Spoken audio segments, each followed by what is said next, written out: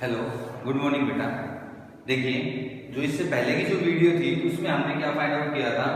हमने find out कर लिया था इलास्टिक कोलिजन इन 2 डायमेंशन। वहां तक हमने पढ़ लिया था। ठीक है, ग्लैंसिंग बोलते हैं उसको कि भाई दो एक बॉडी आती है दूसरी स्ट्राइक करती है, दोनों अलग अलग डायरेक्शन में मूव करने लगती है। तो वहां से हमने कैसे मोमेंटम को कंजर्व करके एक इक्वेशन निकाली थी और काइनेटिक एनर्जी को कंजर्व करके एक इक्वेशन निकाली थी। ठीक है, वैसे ही हम न्यूमेरिकल्स में सोल्व करेंगे। इसमें एक छोटा सा टॉपिक बचा हुआ है, that is coefficient of restitution.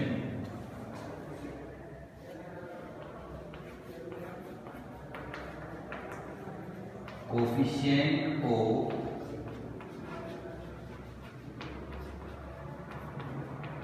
Restitution. Coefficient of restitution जब हमने इलास्टिक कोलिजन इन 1 डायमेंशन पढ़ा था तो हमने वहां पे क्या फाइंड आउट किया था, u1 माइनस u2 is equal to v2 minus v1। ये इक्वेशन आई थी। ये क्या थी, relative velocity.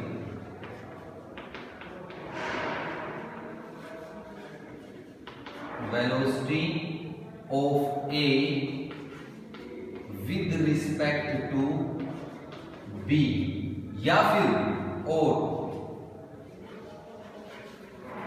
Relative velocity of approach.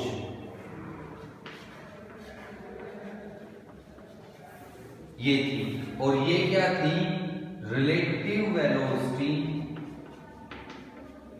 With respect to A before collision.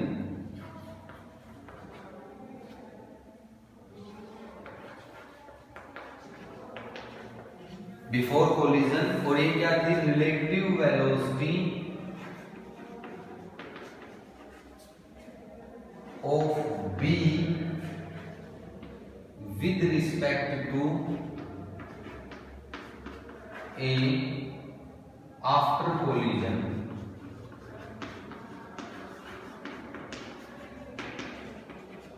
ये थी, और रिलेटिव वेलोसिटी ऑफ, या फिर रिलेटिव कह दो, या फिर velocity of separation. Velocity of separation. तो जो हमारे पास कोफिशिएंट ऑफ रेस्टिट्यूशन है E, उसको मैं डिफाइन करता हूं v2 माइनस v1 अपॉन में u1 माइनस u2। इन दोनों का रेशियो 1 डायमेंशन इलास्टिक कोलिजन में ये दोनों इक्वल आती थी। दैट मींस E की वैल्यू क्या हो जाएगी, 1। E की वैल्यू क्या हो जाएगी, 1। हम coefficient of restitution is the ratio of relative velocity of separation to the velocity of approach. Relative velocity of separation to the velocity of approach. ये आती है हमारे पास coefficient of restitution 1 dimension elastic collision. For elastic collision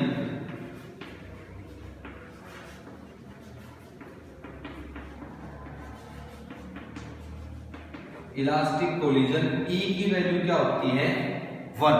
E की value क्या आती है, 1। दूसरा, for in elastic collision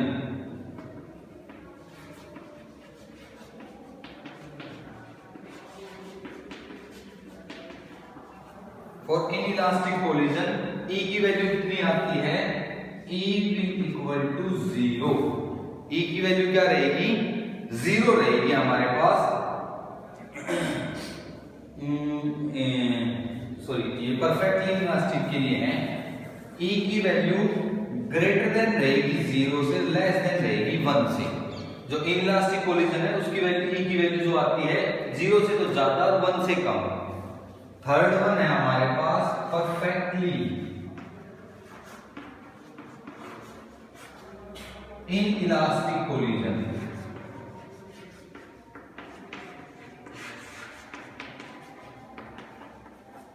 perfectly inelastic collision, तो परफेक्टली इनइलास्टिक कोलिजन की वैल्यू E की वैल्यू किसके इक्वल रहेगी, हमारे पास 0 के इक्वल। E की वैल्यू क्या रहेगी, 0 के इक्वल। और फोर्थ वन सुपर इलास्टिक, हमने टाइप्स पढ़ाए थे इलास्टिक कोलिजन के, उसमें बताया था सुपर इलास्टिक।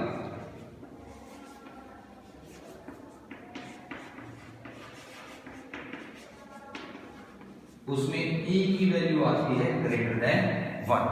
ये हमारे पास किसके बारे में था, ये हमारे पास कोफिशिएंट ऑफ रेस्टिट्यूशन, उसके कुछ केसेस थे 4, जो इसका रेशियो, ये कोफिशिएंट ऑफ रेस्टिट्यूशन क्या होता है वो मैंने आपको बता दिया है, ठीक है। तो इस तरह से पढ़ेंगे हम लोग इसको। अब जो ये थ्योरी है इस चैप्टर की वो कंप्लीट हो चुकी है। यूनिट 4 जो है वर्क एनर्जी एंड पावर, उसकी थ्योरी कंप्लीट हो चुकी है, उसकी थ्योरी हमने पढ़ ली है।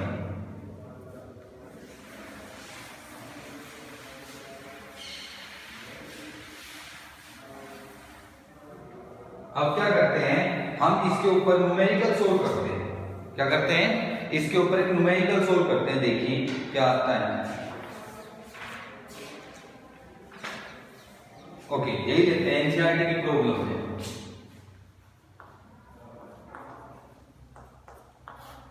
एनसीईआरटी की प्रॉब्लम है, क्या बोलता है कि भाई एक सेकेंड, ए रेडियम है आर ए है, वो किस में टूट गया है, आर ए की वैल्यू है 88,226, ये एटॉमिक नंबर है, वो एटॉमिक मास है। जो रेडियम है वो किस में डिसइंटीग्रेट हो गया है, एक तो रेडियम में आर एन और क्या आता है 86,222 प्लस में एक हीलियम न्यूक्लियस, सो 2Hg4 ये दिया उसने, इसमें डिसइंटीग्रेट हो गया है। उसने इसका मास दिया है mRn, Rn का मास दिया है 222 एटॉमिक मास यूनिट, और एनर्जी दी है, एनर्जी ऑफ अल्फा पार्टिकल या He की वैल्यू उसने दी है 4.8 मेगा इलेक्ट्रॉन वोल्ट, और मास दिया है हीलियम का कितना 4.003 AMU, और पूछता है recoil energy of total nuclei, recoil energy पूछता है Rn की। देखिए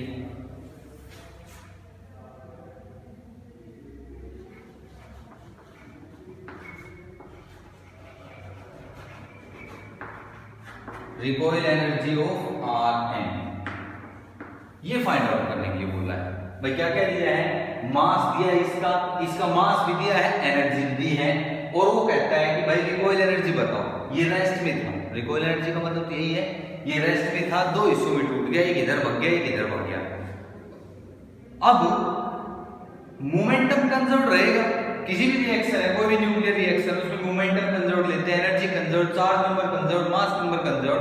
इसका मोमेंटम कंजर्व के अकॉर्डिंग मैं क्या निकाल लेता हूं भाई, सबसे पहले तो रिलेशन निकालता हूं। काइनेटिक एनर्जी का हमने एक रिलेशन पढ़ाया था, kinetic energy is equal to P²/2m। यहां से P की वैल्यू कितनी आ गई 2mk, k is the kinetic energy का रूट। अब मोमेंटम कंजर्व कर लेता हूं भाई, इसका मोमेंटम इज इक्वल टू इसका प्लस इसका, यही है।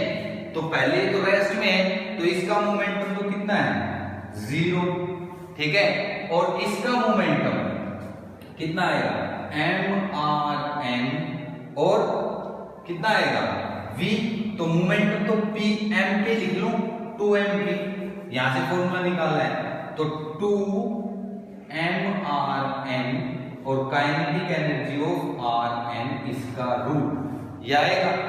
अब मोमेंटम ये इधर जाएगा और ये इधर आएगा, क्योंकि वो रेस्ट में है, तो माइनस में लिखूंगा। एक डायरेक्शन को मुझे क्या लेना पड़ेगा, पॉजिटिव या नेगेटिव वेलोसिटी को, तो दूसरे का नेगेटिव आ जाएगा। इसका मोमेंटम कितना आएगा 2mHe और kHe, काइनेटिक एनर्जी और उसका मास। अब इस इक्वेशन के according 2mRn KRn is equal to 2mHe और kHe, इसका रूट से रूट कैंसिल हो जाएगा, 2 से 2 कैंसिल हो जाएगा, कितना आएगा हमारे पास mRn KRn is equal to mHe KHE। मुझे क्या निकालना है, ये निकालना है recoil energy of RH, that means ये फाइंड आउट करना है। सो KRN की वैल्यू कितनी हो जाएगी, MHE KHE अपॉन में MRN, ये वैल्यू हो जाएगी। We have the mass of helium nucleus, ये रहा, इसकी वैल्यू है। We have the kinetic energy of helium nucleus, ये रहा। ऊपर वाले दोनों टर्म्स की वैल्यू है हमारे पास, इसकी और इसकी, और मास ऑफ आयरन ये दे रखा। इसकी वैल्यू पुट करेंगे, हम आंसर निकाल लेंगे यहां से, और आंसर हमारा आएगा 0.0866 mega electron volt. You can solve it, आप सोल्व कर सकते हैं मेगा इलेक्ट्रॉन वोल्ट की टर्म में, ठीक है। अब मेगा इलेक्ट्रॉन वोल्ट की टर्म में कैसे निकालेंगे हम आंसर, हाँ मेगा इलेक्ट्रॉन वोल्ट में एनर्जी है तो वहां से MHC की पुट करेंगे तो मेगा इलेक्ट्रॉन वोल्ट में आएगा, खत्म, वैल्यू पुट कर लेंगे, आंसर आराम से आंसर आ जाएगा। इस तरह से सोल्व करेंगे हम लोग। देखिए और एनसीईआरटी की प्रॉब्लम सोल्व कराता हूं मैं।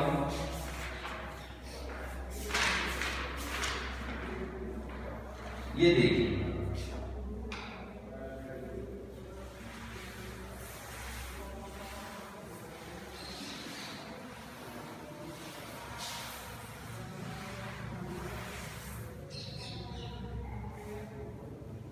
ये है ग्राफ के क्वेश्चन, एनसीईआरटी की 6.3 प्रॉब्लम सोल्व कराता हूं मैं। ये ग्राफ दिए हैं, मैं एक ग्राफ बना देता हूं सारे जल्दी से।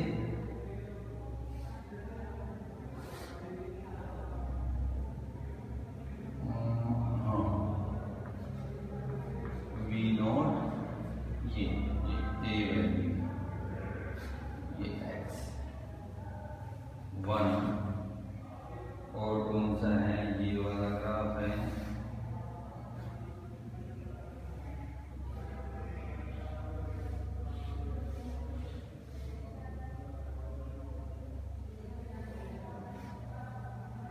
और ये एनर्जी,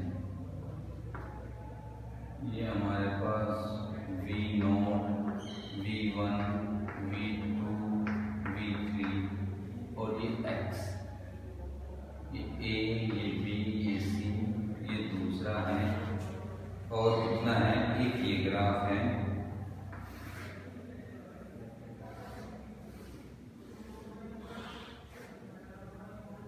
ये V0, ये A, ये B, थर्ड वन, और ये फोर्थ वन है।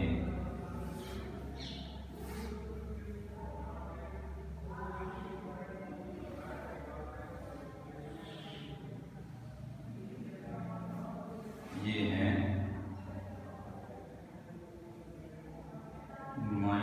-B/2, ये A/2, ये A/2, और यहाँ पे ये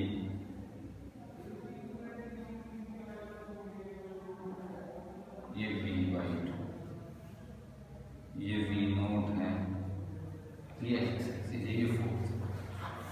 भाई उसने 4 ग्राफ दिए हैं और वो क्या बोल रहा है कि पोटेंशियल एनर्जी और एक्स एक्सिस यानी डिस्टेंस के बीच में ये ग्राफ प्लॉट किए हुए हैं, और इन ग्राफ में जो ये क्रॉस का साइन है that represent the total energy. क्या रिप्रेजेंट कर रहा है, टोटल एनर्जी का। तो इन सभी ग्राफ में आपको वो रीजन फाइंड आउट करना है जहां पर पार्टिकल नहीं हो सकता, जहां पर पार्टिकल मिलेगा ही नहीं। देखिए पोटेंशियल एनर्जी ये है टोटल एनर्जी। क्या कभी ऐसा हो सकता है कि अकेली पोटेंशियल एनर्जी टोटल एनर्जी से ज्यादा हो? टोटल एनर्जी की वैल्यू क्या होती है, kinetic energy plus potential energy. Kinetic energy की वैल्यू क्या आएगी, total energy minus potential energy. अगर ये ज्यादा है दैट मींस काइनेटिक एनर्जी क्या आएगी, नेगेटिव, दैट नॉट पॉसिबल। तो अगर देखिए ए से ज्यादा बड़ी, ए से ज्यादा वाले रीजन में जो एनर्जी है वो पोटेंशियल एनर्जी काइनेटिक एनर्जी से ज्यादा है, तो इस रीजन में पार्टिकल नहीं मिल सकता। ये वो रीजन नॉट फाउंड, इस रीजन में जो क्रॉस लगाया है, यानी कि किसमें, greater than X is greater than A वाले रीजन में, ठीक है, क्योंकि यहाँ पे काइनेटिक एनर्जी की वैल्यू ज्यादा है। दूसरा ये ग्राफ है इस ग्राफ में कितना आएगा हमारे पास, देखिए कैसे निकालेंगे भाई, ये टोटल एनर्जी की वैल्यू है, हर एक रीजन में टोटल एनर्जी की वैल्यू पोटेंशियल एनर्जी से कम ही है, तो भाई हर एक रीजन में सब जगह पे, यहां पर भी, यहां पर भी, यहां पर भी, यहां पर भी, सब जगह पे क्या है, काइनेटिक एनर्जी नेगेटिव है, तो नो वेयर फाउंड।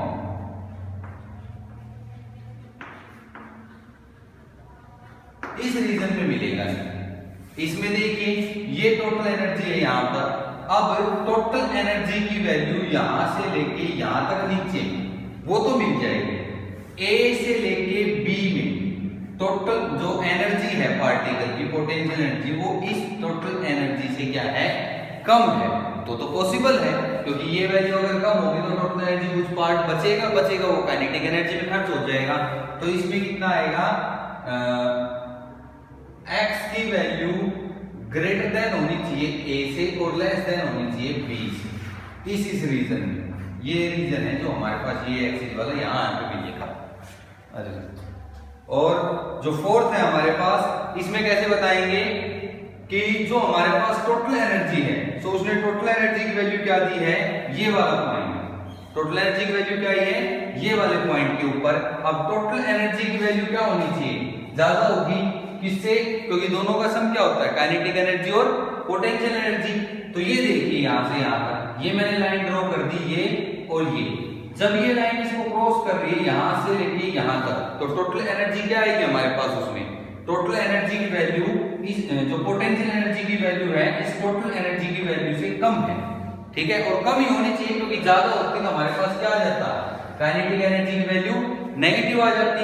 तो ये रीजन है, सिर्फ ये वाला रीजन, इसमें -b/2 से लेके b/2 तक का रीजन, इन सब में मिलेगी, ये जो रीजन है ये वाला, इसमें, क्योंकि इसमें हमारे पास क्या है, जो एनर्जी है पोटेंशियल एनर्जी की वैल्यू, उसकी वैल्यू क्या है, कम है टोटल एनर्जी से, और इसी रीजन में काइनेटिक एनर्जी की वैल्यू क्या रहेगी, पॉजिटिव रहेगी, तो ये वाला रीजन हो जाएगा। That's it. ये हमारे पास एक क्वेश्चन था एनसीईआरटी की 6.3 प्रॉब्लम की।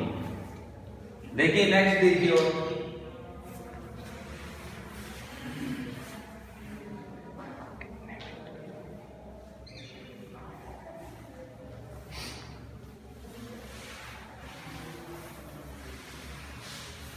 देखिए एक और क्वेश्चन कराते हैं। हाँ ये क्वेश्चन कराते हैं, देखिए ये हमारे पास आता है, हम एनसीईआरटी की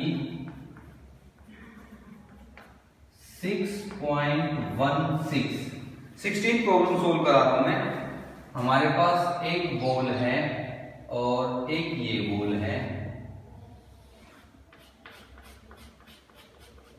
ये 1, ये 2 और ये 3, और ये दोनों रेस्ट में है, एक दूसरे से जुड़ी हुई है, और इसकी वेलोसिटी है v।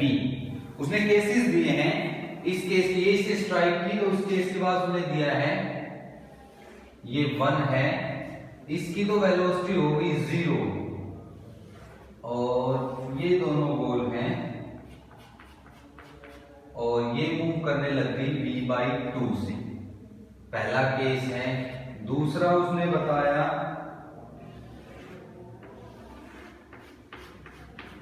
ये v = 0, और जो थर्ड है 1, 2, 3 और थर्ड है वो v वेलोसिटी से मूव करने लगी।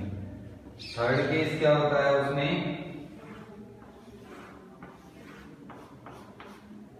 क्या आ जाएगा, ये मूव कर रही है v/3 से, 1, 2 और 3। वो कहता है इनमें से कौन सा पॉसिबल है, कौन सा केस पॉसिबल है, जो हमारे पास 3 केस है, इन केस में से कौन सा पॉसिबल है ये बताना है। सिचुएशन क्या थी, 2 मार्बल्स की बॉल थी, आइडेंटिकल है। सबसे बड़ी बात क्या है कि जो तीनों बॉल्स है वो क्या है, आइडेंटिकल है। इस बॉल ने इनको स्ट्राइक किया, ये दोनों रेस्ट में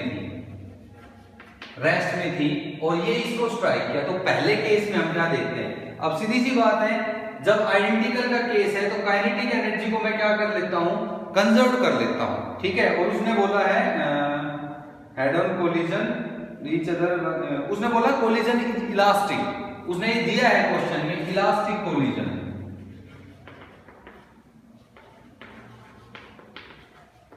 elastic collision that means momentum भी कंजर्व होगा, काइनेटिक एनर्जी भी कंजर्व होगी, फोर्स भी कंजर्वेटिव होगी। मैं यहाँ पे काइनेटिक एनर्जी को कंजर्व कर लेता हूँ। केस फर्स्ट के लिए kinetic energy, initial kinetic energy कितनी थी भाई यहाँ पे, half mv²। Initial kinetic energy ये थी क्योंकि ये तो रेस्ट में थी, प्लस में 0। फाइनल काइनेटिक एनर्जी, इसकी काइनेटिक एनर्जी 0 प्लस में हाफ, और आइडेंटिकल है तो इसका मास m मान लेता हूं, तो m प्लस m 2m हो जाएगा, इनटू में 2m और इनटू में v/2 का स्क्वायर। कितना आएगा, 2 से 2 कैंसिल, mv²/4। क्या initial kinetic energy final kinetic energy के इक्वल है? नहीं है, तो case first is not possible. Second case में देखिए, सेकंड केस में कितना है भाई, इनिशियल काइनेटिक एनर्जी तो हमारे पास, काइनेटिक एनर्जी इनिशियल तो बार बार निकालने की जरूरत नहीं है, हाफ mv² मैं बता चुका हूं ऑलरेडी यहाँ, ठीक है। तो सेकंड केस में क्या है, इस वेलोसिटी इन दोनों की तो क्या आ गई 0, काइनेटिक एनर्जी फाइनल कितनी आ गई 0 प्लस में उसकी वेलोसिटी v और मास कितना है m, क्योंकि सभी का मास m है, सो हाफ mv²। तो टोटल काइनेटिक एनर्जी कितनी आ गई फाइनल, हाफ mv², और इनिशियल ये थी, तो ये केस वैलिड है क्योंकि इसमें काइनेटिक एनर्जी क्या है, कंजर्व्ड है। थर्ड केस और चेक कर लेते हैं भाई, इनिशियल तो हमारे पास वही same kinetic energy half mv², और काइनेटिक एनर्जी जो फाइनल है वो कितनी आएगी, फाइनल काइनेटिक एनर्जी, जो फाइनल काइनेटिक एनर्जी आएगी m प्लस m, 3m कितना आ जाएगा, 3m हाफ mv²/3 का स्क्वायर। तो भाई कितना आ जाएगा, 8 3 से 3 cancel, mv²/6। This is also not possible. Kinetic energy initial है वो फाइनल के इक्वल नहीं है, तो ये भी पॉसिबल नहीं है। तो हमारे पास जो केस आया that is case number second, यही पॉसिबल है सिर्फ। तो ये हम बता देंगे यहाँ पे कि भाई ये पॉसिबल है। हम कंजर्व सिंपली हम क्वेश्चंस में एक ही चीज करेंगे, law of conservation of energy, linear momentum, इन्हीं सबसे क्वेश्चन सोल्व होंगे। वर्क डन है वो एनर्जी में खर्च हो गया, पूरी यूनिट इसी के ऊपर खेलती है, ठीक है। एक और क्वेश्चन डिस्कस कराता हूं, देखिए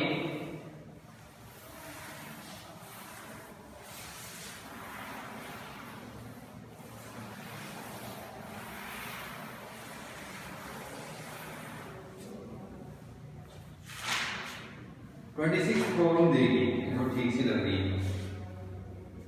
6.26